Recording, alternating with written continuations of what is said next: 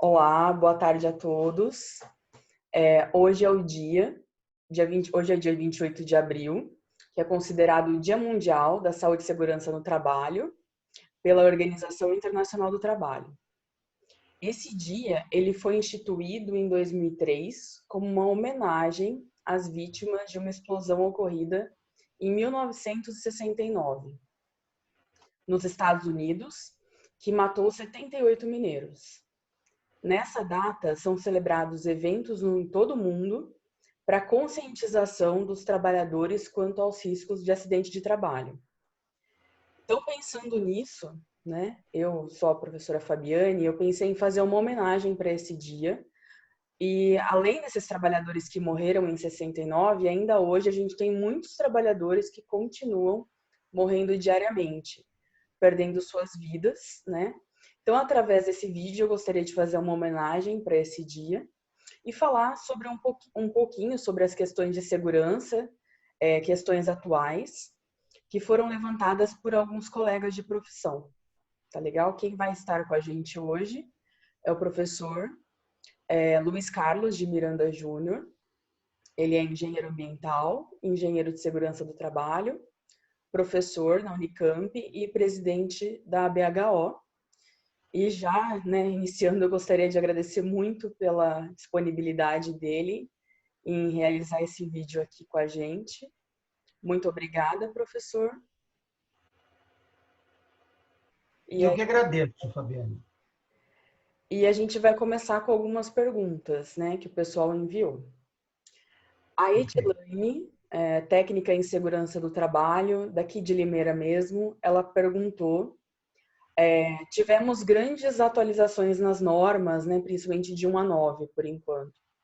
O PGR da NR1, com o PGR da NR1, o PPRA deixa de existir? Ou ainda, devemos elaborar um documento de uma forma mais otimizada? Como seria a estrutura desse novo PGR, né, GRO, que se fala muito? Bom, eu queria iniciar cumprimentando a todos, boa tarde a todos. Né? Talvez vocês não estejam vendo essa gravação no período da tarde, né? Mas fica aí o boa tarde, porque foi durante a tarde que nós gravamos. E também agradecer à professora Fabiane, né, que me fez esse convite. Eu me sinto honrado em estar participando desse vídeo, até mesmo em função da data que ela já bem colocou, né, em homenagem às vítimas de acidente de trabalho. E nós que atuamos nessa área temos que cotidianamente, né, estamos aí procurando evitar os acidentes e, por conseguinte, as vítimas deles decorrentes. Né?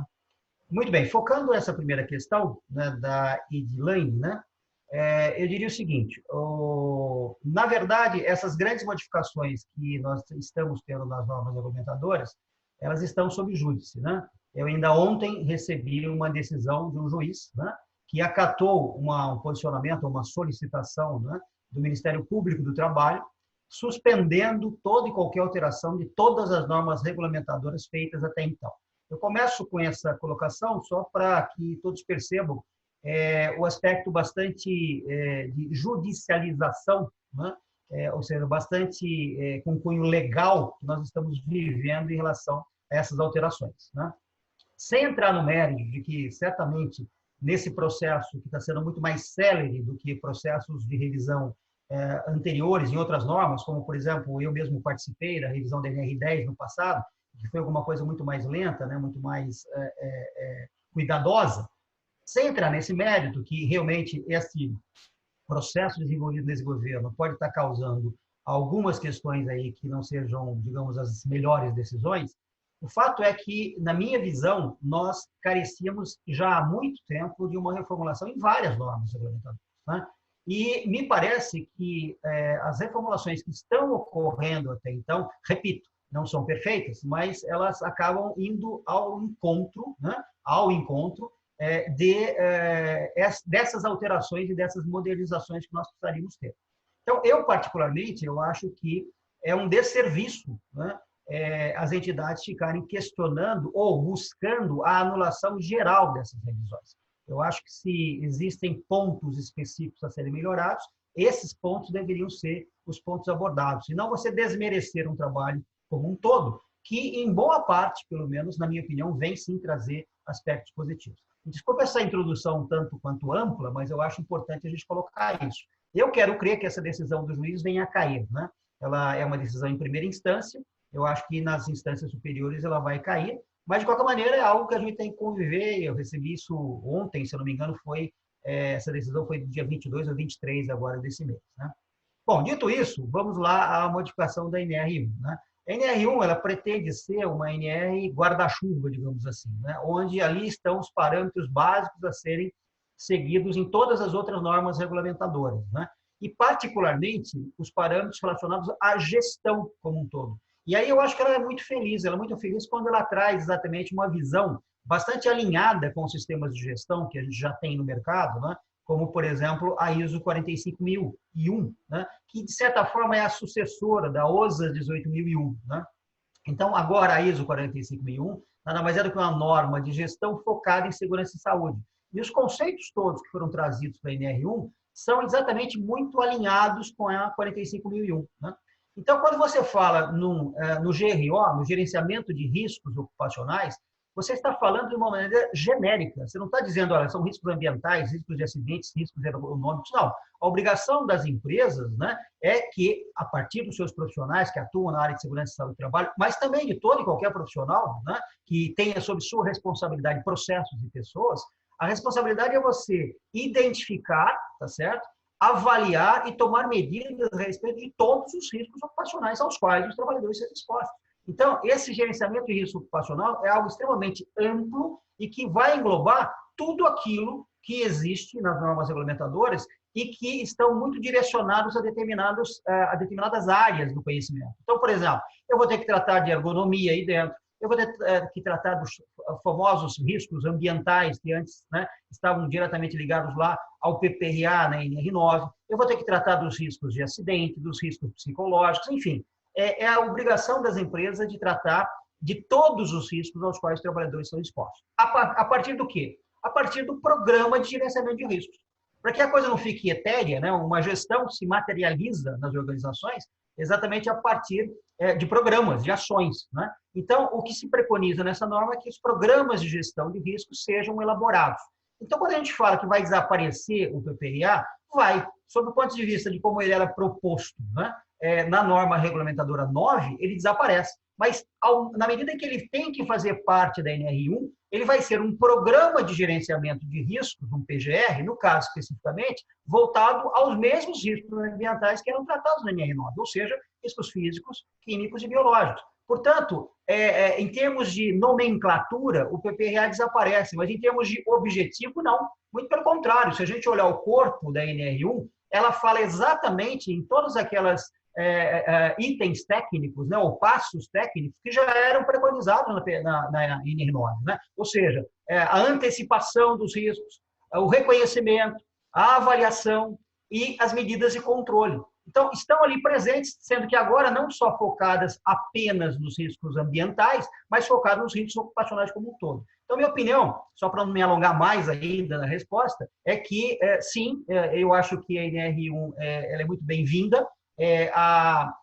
Todo o arcabouço, né, que sustenta essa norma me parece bastante interessante e baseado já em normas internacionais de gestão, e eu quero crer que é um avanço na medida em que todos os riscos ocupacionais vão ter que ser tratados a partir dessa norma que, se não caducar, ou seja, se não caducar, não, se não for impedida, né, de entrar em vigor, entrará em vigor somente em março de 2021. Mas se entrar, eu acho que é um benefício, sim, para os trabalhadores do Brasil de maneira geral. Eu também acho que é melhor ter um programa geral, porque o que a gente observa no dia a dia nas empresas é que o PPRA, né, que contempla risco químico, físico e biológico, muitas vezes o risco ergonômico, riscos de acidentes, quase ou não são avaliados ou são desprezados, né? Muitas empresas não têm análise ergonômica, então eu acho que vai vir para ter um melhor gerenciamento de todos os riscos, né, ocupacionais. Acredito que sim. Legal, professor, muito obrigada. Vou passar para a próxima. Na verdade, a próxima, porque eu fui colocando essas perguntas numa ordem tentando colocar um raciocínio lógico nessas perguntas. E aí eu coloquei uma pergunta que é minha mesmo, né? Com relação à nova NR3, embargo e interdição. Existe a descrição de um método qualitativo para determinação de risco grave e iminente. Esse método será utilizado pelos auditores fiscais, conforme está lá na norma, né? A empresa deve ou pode também seguir esse método no seu PGR, GRO? O que o senhor pensa sobre isso? Bom, primeiro falando sobre especificamente dessa norma que foi uma das primeiras a serem alteradas, né? Que trata da questão de quando, né, o auditor fiscal partir para o embargo e interdição, né?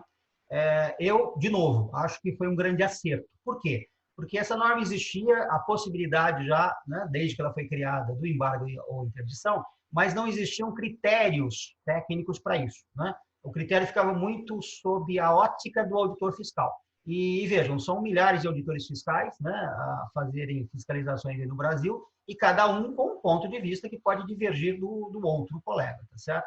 Então, realmente, eu acho que o fato de ser trazido agora, né, trazida agora uma ferramenta de avaliação, mesmo que qualitativa, da questão de se vai ou não atribuir a uma determinada situação o risco grave e iminente, me parece altamente positivo, sem dúvida alguma, né? Foge um pouco num critério de uma análise muito pessoal, muito particular, né? E se coloca um critério onde, embora isso ainda exista, porque se trata de um critério qualitativo, mas pelo menos você tem uma ferramenta a direcionar a linha de raciocínio aí para determinar se existe ou não um risco grave iminente, né?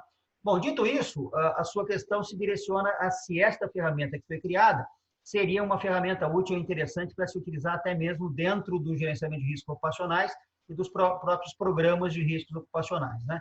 Eu diria que, na minha opinião, não. E te digo por quê. Primeiro, a ferramenta proposta na NR3, nitidamente, ela compara uma situação ideal, tá certo? De uma situação factual. Então, eu olho uma situação qualquer de trabalho, de processo, de máquina e equipamento, enfim. O que acontece factualmente, o que eu enxergo na área de trabalho e qual seria essa situação ideal. E aí, se eu tiver gaps considerados, né, graves aí entre uma situação e outra, ou seja, se a situação real que eu encontro está muito distante da situação ideal, eu aí caracterizaria uma situação de risco grave iminente com a possibilidade de interdição ou de embargo, tá certo? Mas veja, são situações em que já estão postas, eu já tenho ali a situação posta. Veja que numa situação ou num trabalho que eu vou fazer de avaliação de riscos ocupacionais como um todo, existem riscos ali que estão já identificados, mas existem riscos também em potencial, riscos que ainda eu vou discutir. Olha, eu tenho uma situação aqui em que eu vou avaliar o risco, né? Porque uma coisa é eu ter um perigo, né? Eu identificar um perigo. A partir do perigo, eu tenho que fazer uma avaliação do risco associado àquele perigo. Eu posso ter um perigo muito grande, como, por exemplo, a eletricidade, mas se ele estiver muito bem equacionado do ponto de vista de proteção, de medidas de proteção cautelares, etc., enfim, toda uma série de medidas de engenharia e tudo mais, esse perigo pode ter um risco muito pequeno, né? E esta avaliação, me parece que esse tipo de avaliação, ela é melhor ou será melhor feita a partir de outras ferramentas e não esta ferramenta proposta da NR3, né? Porque muitas vezes eu não tenho até uma situação factual para comparar. Às vezes eu estou simplesmente estudando um caso que ainda não existe. Eu estou exatamente tentando antecipar os riscos para poder preveni-los ou para poder mesmo evitar que eles venham a existir, né? E esse é um ponto. O outro ponto é que, como há uma recomendação dentro do GRO de que haja participação dos trabalhadores nesse processo, e isso me parece bastante interessante, bastante pertinente, né? Isso pode ser feito, por exemplo, convidando os membros da CIPA, né, a estarem avaliando em conjunto com os CERN das organizações as situações. A ferramenta proposta na NR3 me parece um tanto quanto complexa e pesada para esta participação. Existem algumas outras técnicas de avaliação que são avaliações, pelo menos numa primeira abordagem, né, como, por exemplo, a parte de análise preventiva ou análise preliminar de riscos, né, chamada APR, que são mais adequadas, na minha visão, para essa primeira abordagem. Claro que essas ferramentas mais simples podem não ser suficientes para um estudo um pouco mais detalhado. E aí, se isso for demonstrado ao longo da aplicação de uma ferramenta mais simples, é lógico que vai ter que se buscar ferramentas um pouco mais complexas. Mas eu acho que, para a avaliação dos riscos no âmbito do GRO e dos seus respectivos PGRs, eu não utilizaria essa proposta da NR3, eu utilizaria algo mais simples numa primeira abordagem. Legal. Muito obrigada. Posso ir para a próxima pergunta? Por favor. Patrícia Rocha, engenheira ambiental e de segurança do trabalho de São Paulo. Ela perguntou quais os maiores desafios de saúde e segurança do trabalho na prevenção de riscos biológicos entre empregados dos ramos industriais que não pararam. Como aumentar o nível de segurança e conciliar o impacto psicológico da pandemia? Eu agradeço a pergunta da Patrícia e, ao mesmo tempo, essa pergunta é um desafio, né? Eu acho que essa pergunta dá um curso, porque, na verdade, riscos biológicos é algo que nós, engenheiros de segurança, e mesmo os próprios higienistas de segurança, né? Eu, além de ser engenheiro de segurança, sou higienista ocupacional certificado pela BHO, né? Entidade que é a Associação Brasileira de Higienistas Ocupacionais, da qual eu tenho a honra de estar presidindo no momento, mas mesmo os higienistas ocupacionais são riscos que uma parte muito pequena de nós profissionais que atuamos na área é que acabam convivendo. Eu diria que, na verdade, são profissionais que atuam em hospitais, em grandes laboratórios, né, que têm esse tipo de contato um pouco mais próximo dessa questão. Nos foi colocado um enorme desafio agora com o Covid-19, sem dúvida alguma. E isso, de certa forma, nos pegou de surpresa a todos, né? O mundo como um todo. A gente vê aí movimentos bastante fortes, né? No sentido de grandes entidades aí relacionadas à segurança e saúde no mundo, né? Como, por exemplo, a própria Organização Mundial de Saúde, entidades de caráter particular, como a Associação Norte-Americana de Higienistas Ocupacionais, que lá eles chamam de higienistas industriais, a OSHA norte-americana, enfim, e várias outras entidades que estão tentando formular diretrizes básicas, né, para que a gente consiga atuar nesse momento, né, da maneira mais adequada possível. No site da BHO, se vocês me permitem indicar, o site da BHO, que é o www.abho.org.br, vocês vão encontrar, inclusive, algumas publicações. Tem uma publicação lá da própria AIA, que é uma Associação Norte-Americana de Higienistas, né? Tem uma outra publicação da IOHA e outros comentários nossos e sugestões nossas também de como proceder. Mas, em linhas gerais, para responder aí a Patrícia, a atuação tem que ser no sentido de buscar o máximo possível de proteção dos trabalhadores para evitar o contato. A gente sabe que o contágio, né, com o Covid-19 requer o contato, né, das pessoas, contato pessoal, quer seja no toque mesmo, quer seja com a parte, por exemplo, de saliva, né, de secreções. Então, tentar evitar ao máximo o contato das pessoas, esse é o primeiro ponto.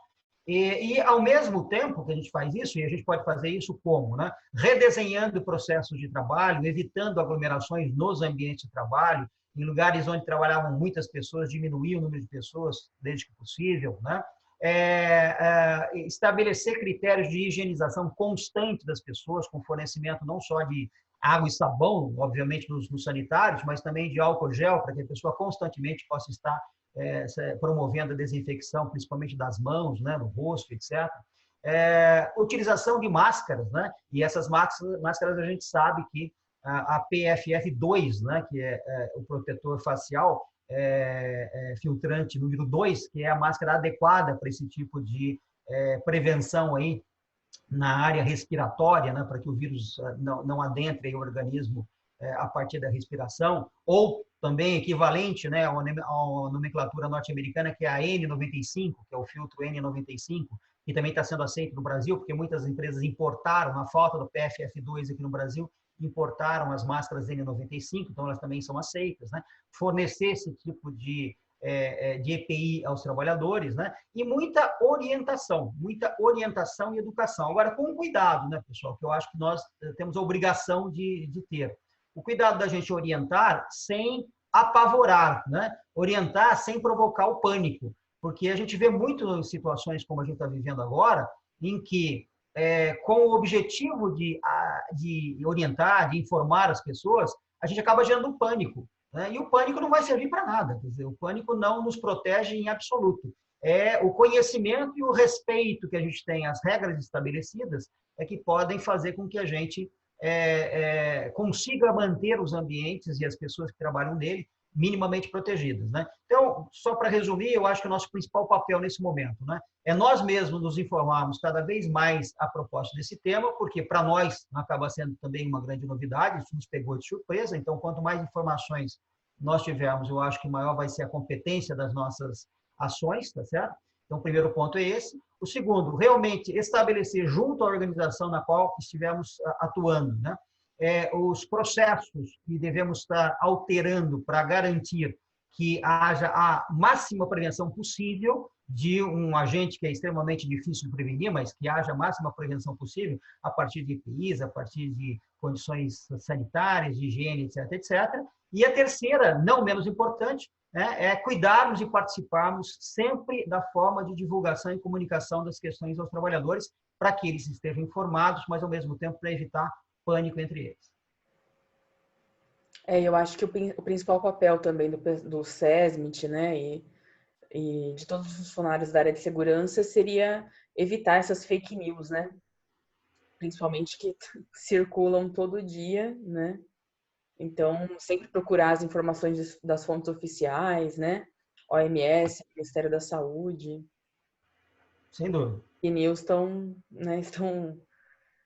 cada vez mais, né, fortes aí, correndo nas redes sociais. Muito obrigada, professor. Mais uma questão aqui. A Aldelenice Bispo, também técnica em segurança do trabalho, engenheira ambiental, ela é de Montemor, São Paulo. Ela perguntou como devem ser classificados os riscos de atividades com uma possível presença do coronavírus, onde se trata da presença de vários funcionários no mesmo barracão, ou até um espaço confinado. A gente sabe que tem muitas atividades essenciais ainda acontecendo, né?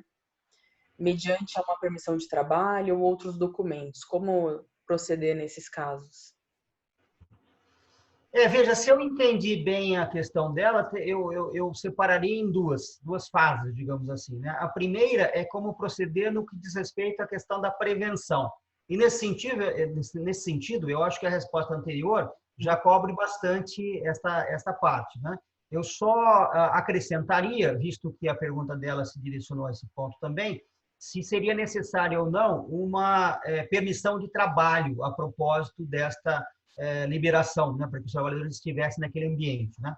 Veja só, permissão de trabalho ocorre quando eu tenho um determinado ambiente onde eu posso ter riscos consideráveis naquele ambiente, os quais eu não conheço muito bem, né? Então, vamos pegar aqui, fazer uma analogia, né, com um espaço confinado, né? Então, se eu tenho um espaço confinado, eu posso ter deficiência de oxigênio, eu posso ter gases inflamáveis ou tóxicos, né, no interior desse ambiente, enfim, eu posso ter uma série de coisas em que, para liberar aquele espaço confinado, eu preciso antes fazer uma série de avaliações para garantir que aquela situação ou aquele espaço esteja adequado à realização do trabalho e depois continuar medindo, né, ao longo do trabalho todo se aquelas condições atmosféricas não são alteradas.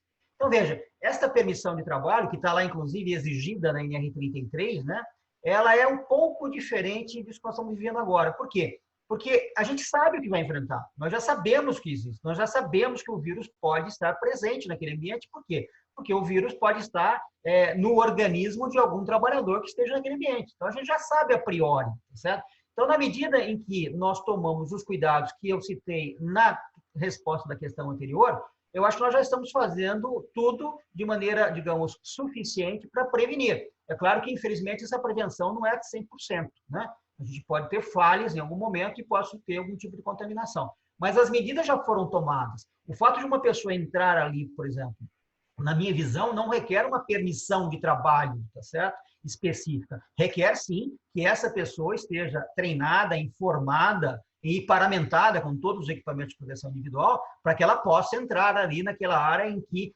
pode existir alguém contaminado e, portanto, ela também pode se contaminar. Mas não que a área em si requeira uma permissão de trabalho para se adentrar, né? Senão a gente precisaria, dentro dessa linha, por exemplo, em todo e qualquer espaço onde a partir de agora e os próximos meses a gente for entrar, a gente precisa gerar uma permissão de trabalho. Até para ir para o supermercado, tá certo? Você vai falar, bom, não é uma questão ocupacional, é uma questão pessoal. Sim, mas eu estou dizendo, a situação é um tanto similar, sendo que, por exemplo, no ambiente de trabalho, nós vamos ter muito mais controle e medidas preventivas do que no supermercado, tá certo? Então, vai caber a nós, por exemplo, trazendo para o lado pessoal, muito mais do que o próprio supermercado, vai caber a nós utilizarmos máscaras, não estarmos muito próximo das pessoas quando formos fazer as nossas compras, etc, etc. Então, veja, eu acho que os cuidados aí de prevenção no que diz respeito a essa questão colocada pela colega é muito mais no que diz respeito ao nosso comportamento do que o ambiente. Então, sabendo que nós vamos entrar num ambiente que possivelmente possa ter ali o vírus, né, nós é que temos que nos prevenir a partir de todas aquelas questões que eu citei na pergunta anterior, na resposta anterior. No que tange a outra parte que eu, na pergunta, pelo menos inferi que talvez houvesse, que é a classificação de uma situação como essa, talvez o colega esteja querendo se referir à insalubridade ou não, né? Quer dizer, se aquela situação pode ser considerada insalubre ou não. Então, eu diria o seguinte, primeiro, por questões até filosóficas, né? Eu sou totalmente contrário ao adicional de insalubridade. Eu acho que o adicional de insalubridade não tem nenhum efeito positivo sobre a prevenção de absolutamente nada, muito menos a prevenção de agentes biológicos, que é mais até difícil de controlar do que outros agentes ambientais, tá certo? Portanto, eu acho que ele é um desserviço, né, que nós deveríamos acabar com ele até nessas revisões das novas regulamentadoras, embora não tenhamos feito ainda, né? Isso dito, eu diria que, sob o ponto de vista legal, podem sim haver no futuro reclamações trabalhistas de pessoas que utilizaram máscaras no período ou nesses próximos períodos aí, dentro dos seus ambientes de trabalho, para a proteção do Covid-19. Pode existir, sem dúvida alguma, né? Porque a gente sabe que essas situações sempre vão ter os advogados a orientar os trabalhadores e, sem dúvida nenhuma, né, vai ter um fato que é fundamental, que é a própria utilização da proteção, né, do respirador, vai indicar que, evidentemente, se eu estou utilizando o respirador, é porque existia a possibilidade no ambiente de uma contaminação. Então, as empresas devem estar se preparando, sim, né? Se não estão ainda, podem se preparar para receber reclamatórias trabalhistas futuras a propósito de insalubridade, nesse período em que os trabalhadores vão ser obrigados a utilizar máscara respiratória nos seus ambientes de trabalho. Embora, repito, né, é uma questão única e exclusivamente monetária, que não tem absolutamente nada a ver com a questão da prevenção da doença em si. Eu acho que ela quis dizer também, caso eu tenha, né, por exemplo, um funcionário que está com suspeita de Covid e ele foi afastado, né? O que eu faço nessa situação? Mas aí também já tem, né, os protocolos, né, a serem seguidos, manter ambientes ventilados. Muitas empresas estão medindo temperatura, estão entrevistando, né, os seus funcionários na entrada, para tentar verificar se tem alguma alteração, se tem algum sintoma. Acho que é nessa linha, né? Não, creio que sim. E isso tudo que você acabou de falar, Fabiana, ele complementa a pergunta anterior, inclusive, tá certo? Que a colega anterior fez, quer dizer, o que fazer nesses momentos dentro dos ambientes de trabalho, né? Eu não fui tão, digamos assim, não citei todas as ações, né? Mas esse documento, por exemplo, que está lá no site da BHO, cita as ações todas que são recomendadas, né, ao profissional da área de segurança e saúde nesse momento, inclusive entrando nesse detalhamento que você está colocando aí, né? Legal, professor, muito obrigada. Próxima pergunta. Zirlene Cocato, engenheira de segurança do trabalho de Nova Odessa, São Paulo. Como devem ser tratados os riscos nos documentos base PGR e PPRA para os trabalhadores que estão em home office? Se houver um acidente de trabalho, como devem ser configurados esses acidentes no home office? Abre CAT? Não abre? O que a gente faria? Olha, a Zilene me colocou numa situação complicada, né? Porque essa talvez seja uma resposta que eu não tenho, né? Sinceramente, são situações totalmente inusitadas, né? Nós mesmos, quando imaginávamos, né, que estaríamos fazendo trabalhos no volume que estamos fazendo em home office, né? Qual seria ou quais serão os desdobramentos disso, né? Eu te confesso que eu não tenho uma resposta pronta para isso, né? Porque, veja, eu, por exemplo, como sempre trabalhei bastante em casa, né? Sempre tive esse tipo de atividade, pela atividade até de professor, etc. Tem muita atividade em casa. Fazer aqui no meu escritório ou respeitar no meu escritório todas as orientações aí no que diz respeito à ergonomia, né? Ou seja, mobiliário, iluminação, ventilação, etc, etc, etc. Mas e isso, claro, vai depender de cada profissional. Mas eu sou um profissional que eu posso ser considerado até um profissional liberal, né? Então, isso partiu de mim, da minha responsabilidade. Na medida em que eu, empresa, coloco você, tá certo? Num trabalho home office, esta responsabilidade deixa de ser única e exclusivamente do profissional, passa a ser também da empresa, né? Então, eu acredito que essa é uma experiência nova, sem dúvida nenhuma, que nós vamos viver, mas que a gente tem que estar atento para ela. A pergunta da Zirlene, embora muito desafiadora, é extremamente pertinente, porque a gente vai ter que olhar para isso sim. E aí eu não tenho resposta, mas eu acho que se eu, por exemplo, fosse um engenheiro de segurança, né, o gestor de segurança numa empresa que começasse a trabalhar muito com esse tipo de atividade, né, essa forma das pessoas trabalharem, eu começaria a me preocupar com essas questões, sim, de ventilação, iluminação, mobiliário, etc., etc., reforçando muito a orientação junto a esses trabalhadores, né, a propósito de tudo isso, reforçando a orientação de escolhas mais adequadas em relação ao ambiente, aos mobiliários, reforçando a orientação no que diz respeito ao estabelecimento de pausas, para que as pessoas, às vezes, que ficam distraídas no home office, trabalhando, não param, ficam horas e horas sem parar, quando vem, estão com dor nas costas, porque não pararam, né? Não fizeram pausas ao longo desse processo, né?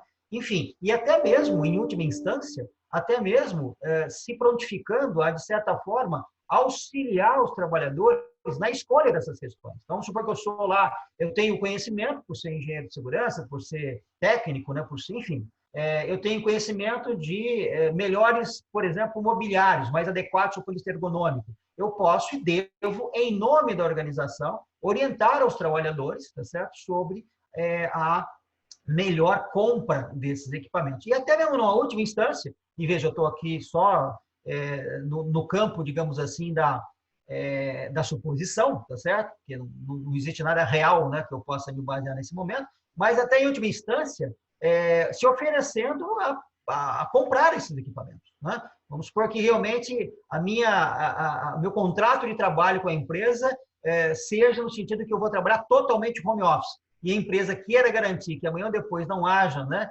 nenhum tipo de reclamatória de alguma falta dela em relação à prevenção de acidentes e, sobretudo, de doenças, convenhamos, num caso como esse, né, pode-se chegar ao extremo de realmente a empresa, que é mais ciosa dessas questões todas, é o seguinte, no nosso contrato de trabalho você vai sempre trabalhar na sua casa, eu vou comprar o seu mobiliário, vou comprar a cadeira, vou comprar a mesa, vou comprar, né, que aí eu garanto que essas condições ergonômicas estão as mais adequadas possíveis. É uma situação, digamos assim, de um extremo, mas esse novo cenário que a gente vive pode até nos levar a essa situação. Sem desmerecer, só para concluir, sem desmerecer a importância de cada um de nós profissionais, né? Eu acho que a gente não pode ficar esperando sempre que a empresa nos dê tudo, que a empresa faça tudo. Quer dizer, nós temos a obrigação de conhecer, de saber quais são as nossas limitações, quais são as nossas possibilidades de trabalho, né?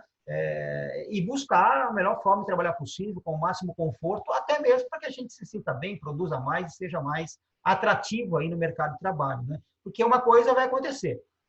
Certamente o mercado de trabalho, quando voltar, vai ser diferente do que foi até agora, né? Vamos ter muito mais home office, vamos ter muito mais curso em EAD e por aí vai, em função dessa realidade que nos foi imposta, mas que a gente, de certa forma, viu quais são os benefícios que ela tem também. Eu vi no LinkedIn algumas empresas realmente já fizeram isso, compraram cadeira ou emprestaram materiais para os funcionários para evitar esse tipo de futuras reclamações, né? Sim. Só acontecer. E a última pergunta, professor. Rogério dos Santos Silva, TST, daqui de Limeira também. Pergunta, né? Professor, perante a inevitável mudança no mundo devido ao avanço tecnológico, como o senhor prevê o futuro dos profissionais da área? Quais são os possíveis caminhos para a evolução desses profissionais? Qual a importância dos profissionais de SST durante a pandemia e após a pandemia? Muito bem. Essa pergunta do Rogério, essa parte final, a importância durante a pandemia e após a pandemia, eu acho que ela também já está respondida em alguns dos questionamentos anteriores, né? Principalmente focando durante a pandemia. Porque após a pandemia, eu acho que o nosso papel ele continuará sendo tão importante, né? Tão vital quanto sempre foi. Quer dizer, dentro de uma situação, digamos assim, se é que se pode chamar isso, mas uma situação de normalidade, né, que a gente venha novamente a adquirir. Então, acho que nesse aspecto a gente já tratou bastante nas questões anteriores, né? Agora, em relação à importância do profissional e como ele agir diante desse novo desafio, né, que nós temos no mercado de trabalho como um todo, né, tem algumas questões aí importantes, eu acho, para que a gente possa estar analisando. A primeira delas é o seguinte: nós somos um país que, na minha visão, na minha opinião, não temos maturidade ainda suficiente para desobrigarmos as empresas a constituírem os CERMITs, né? É ruim dizer isso, mas é uma verdade, né? Se a gente olhar, por exemplo, os outros países desenvolvidos, países europeus, países como Estados Unidos, Canadá e etc., né? A gente vê que essa figura de obrigatoriedade do CERMIT não existe. Existe cada vez mais as empresas preocupadas com a sua gestão de riscos como um todo, e aí esses riscos não são entendidos lá fora como riscos somente relacionados ao trabalho, no sentido de gerarem acidentes, perdas, etc. Não, eles são entendidos como gerenciamento de riscos globais da organização. Então, são riscos dentro dessa ordem, claro, sem dúvida nenhuma, mas também são riscos econômico-financeiros, são riscos políticos, são riscos de caráter ambiental, enfim, são todos os riscos que a empresa pode estar exposta e que podem, de alguma maneira, prejudicar o seu negócio, né? Prejudicar o seu negócio, ou até mesmo auxiliar o negócio. Porque quando a gente fala em risco, a gente associa sempre muito a uma questão negativa. Mas não podemos nos esquecer que o risco também pode estar associado a uma questão positiva. Quando você vai lá e aqueles que gostam de fazer isso, né, apostam lá ou compram a Super Sena, lá, o Mega Sena, tá certo? Eles estão correndo um risco positivo de ganhar, né? Então, o risco também pode estar associado a um resultado positivo. Mas no nosso linguajar, dentro da nossa área, a gente fala e associa principalmente risco a questões negativas. Lá fora, as empresas estão tão focadas e preocupadas com essas questões em que eu não preciso ter obrigatoriedade.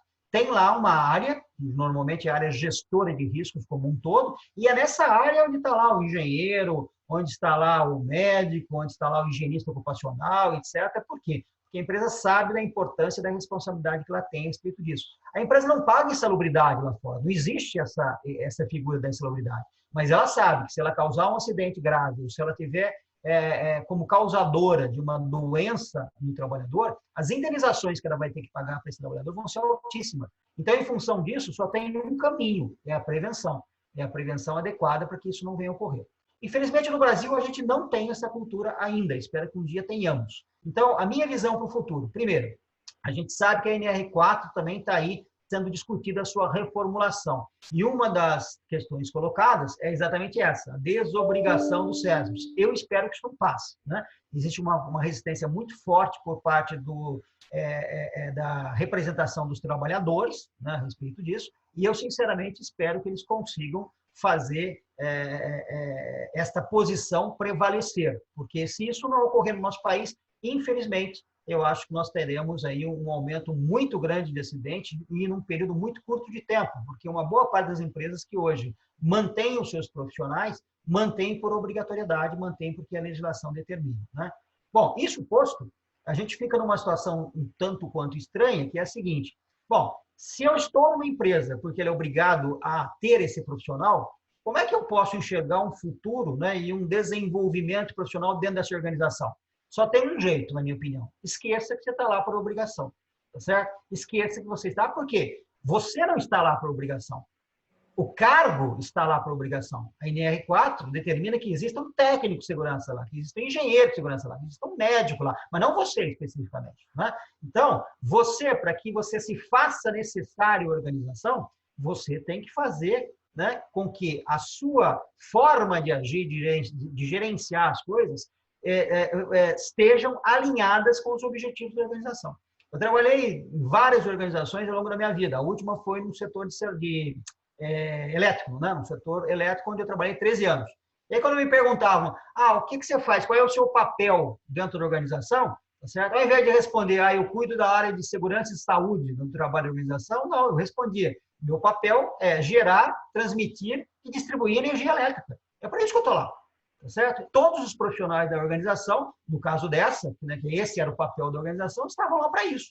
Agora, é claro que a minha expertise vai ser colocada a serviço da organização para fazer com que ela atinja os seus objetivos sem que acidentes ocorram, sem que as pessoas venham a se lesionar, sem que ela venha causar doenças aos trabalhadores, etc, etc. Então, aí é a minha expertise colocada a serviço da empresa, mas o meu grande objetivo é aquele. Na medida que eu entendo isso, e entendo que para que eu seja um profissional, e aí eu, como profissional, como indivíduo, né, que seja importante para a empresa, eu tenho que me atualizar, eu tenho que estar sempre buscando novos conhecimentos, eu tenho que estar sempre atento ao que está ocorrendo, principalmente procurando antecipar as coisas e não ficar de braços cruzados esperando a legislação ou a determinação chegar para aí sim eu tomar providências. Não, me antecipar essas questões, até mesmo participar de grupos que estão discutindo modificações de legislação, como é o caso agora das normas regulamentadoras. Existe na indústria brasileira, a partir das próprias organizações que as representam, como o Fiesp, como a Ciesp, enfim, né? Existem grupos de trabalho que são formados para discutir essas coisas, para sugerir modificações e participar das discussões das modificações. E muitas empresas não mandam seus profissionais lá, porque acham que é perda de tempo, acham que o cara vai lá fazer, vai passear, tá certo? Quer dizer, é uma visão retrógrada em que cabe a você, profissional, estar convencendo a empresa, olha, eu vou porque eu vou estar participando e aí sim vou estar tendo a oportunidade de delinear os rumos disso aí, né? O Geraldo Vandré, que é um compositor aí já esquecido pela nova geração, vocês mais jovens não lembram dele, né? Mas escreveu uma música muito bonita lá na década de 60 e que dizia, né? Quem sabe faz a hora, não espera acontecer. Portanto, cruzar os braços e ficar esperando as coisas acontecerem é o pior que nós profissionais de qualquer área, não só da nossa, mas de qualquer área, podemos fazer hoje em dia. O mundo do trabalho, o mercado de trabalho não permitirá mais isso. Então, respondendo à pergunta do Rogério, né, o que fazer? Estudar, se atualizar, buscar conhecimento e achar que você sempre sabe menos do que você deveria saber. Né? Sem ansiedade, sem que isso te faça ficar doido, nem nada disso. Mas estabelecer mesmo um plano de carreira, estabelecer um plano de evolução na sua carreira para que você possa persegui-lo e estar cada vez mais necessário àquela organização ou, na falta dela, ao mercado de trabalho como um todo. Eu acho que é isso que eu poderia colocar nessa última questão. Maravilha. E a gente sabe que agora, nessa época de pandemia, né, para quem consegue estar se sentindo bem, muitas universidades e escolas disponibilizaram cursos gratuitos, né? E a gente percebe muitas lives, muitos workshops também gratuitos. Então, se você estiver bem, né? Se você conseguir, o ideal seria participar e ficar atualizado também nessa época, né? Sem dúvida. Professor, acabaram as perguntas que a gente selecionou. Eu agradeço muito a disponibilidade novamente, porque é muito importante a gente ter essas conversas, né? E passar isso também para os mais novos, né? Vou passar esse vídeo para alunos e outros profissionais da área. Então, acho que foi excelente a nossa conversa, deu para esclarecer a pergunta de todos os que mandaram, né? Muito obrigada mesmo pela disponibilidade e pela atenção que foi destinada a nós. Eu, mais uma vez, agradeço aí o convite, foi um prazer estar com vocês, espero que as abordagens aqui tenham sido úteis aí para a reflexão dos alunos e quem vier a ver este vídeo. Tá? Foi um prazer, boa tarde a todos. Muito obrigada, professor. Boa tarde.